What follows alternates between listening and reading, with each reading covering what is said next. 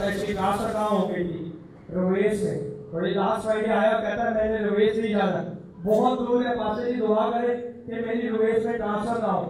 तो जो खुदावंद के घर में खिदमत करते हैं, शैतान चाहे कोई भी प्लान में मंसूबे बना दे, शैतान कभी कामयाब नहीं होता, क्योंकि यीशु अपने लोगों को अपने घर में लेके आता है। और संडे को, ये फ्राइडे को वहां पे रोवेस गया, और संडे को खुदावंद इसे फिर वापस रोवेस में ट्रांसफर करके ले आया। यीशु के नाम में सलाम है।